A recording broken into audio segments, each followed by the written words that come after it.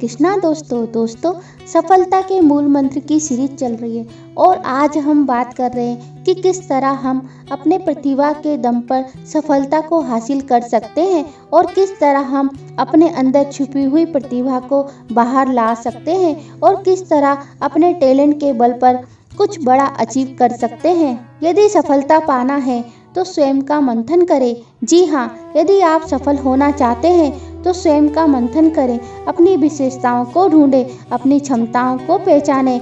जैसे समुद्र में कई अमूल्य वस्तु छिपी हुई थी, परंतु समुद्र मंथन के द्वारा ही वह बाहर निकल सकी। फिर देर किस बात की, करिए अपने मन का मंथन और निकालिए अपनी छुपी हुई प्रतिभा को बाहर। अपनी खूबियों को पहचानिए, पर कुछ लोगों का फोकस अपनी खूबियों पर नहीं, अपनी कमियों पर होता है। जब उनसे कुछ करने का कहा जाता है तो वे अपनी कई शारीरिक कमियों की लिस्ट थमा देते हैं। कहते हैं हम तो नाटे हैं, मोटे हैं, अंधे हैं, लंगड़े हैं, लूले हैं, अब तो उम्र हो चुकी है आदि। या फिर अपनी परिस्थितियों को जिम्मेदार ठहराते हैं कि हम तो गरीब हैं, अशिक्षित हैं, छोटी जात के हैं आदि। यदि आप भी ऐसी किसी कमी को अपनी सफलता की राह में बाधा मानते हैं तो मैं आपको बता दूं कि यहाँ कमियाँ कभी भी आपको सफल होने से नहीं रोक सकती। यदि आपको कोई सफल होने से रोक सकता है तो वो सिर्फ और सिर्फ आप हो और आपकी स्वयं के प्रति नकारात्मक सोच है। यहाँ कौन है जिसमें कमी नहीं, आसमां के पास भी तो जमी नहीं। आपके जीवन की कोई कमी आपको सफल होने से नहीं रोक सकती। यहाँ तो सिर्फ आप कुछ नहीं करना चाहते, उसका बहाना मात्र है और अपनी नाकामी को इन कमियों की चादर उड़ाना चाहते हैं। यकीन नहीं तो गूगल पर सर्च करके देखिए, ऐसे हजारों लाखों लोग मिल जाएंगे जिन्होंने अपनी इन कमियों के बावजूद सफलता हासिल की और आज वे अपनी फील्ड में अच्छे मुकाम पर हैं। सफलता तब मिलती है जब आपके सपने आपके बहानों से बड़े हो जाते हैं।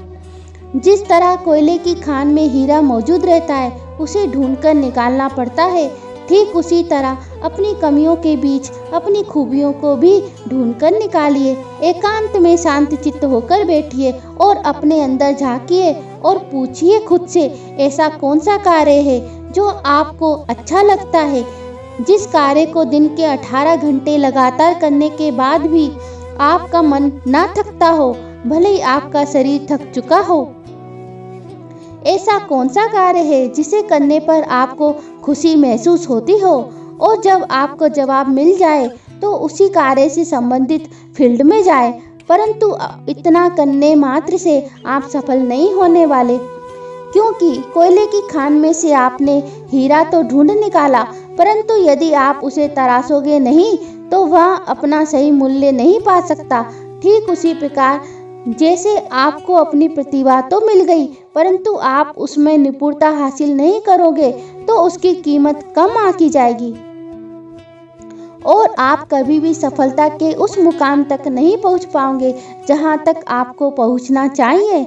और यदि आपको सफलता का वह मुकाम पाना है तो आपको अपनी प्रतिभा को तराशना होगा। नायाब हीरा बनाया है रब ने हर किसी को, पर चमकता वही है जो तराशने की हद से गुजरता है। अपने कार्यों को निखारना होगा, अपने उस कार्य को बेहतरीन बनाने के लिए उससे संबंधित हमेशा कुछ ना कुछ नया सीखते रहना होगा।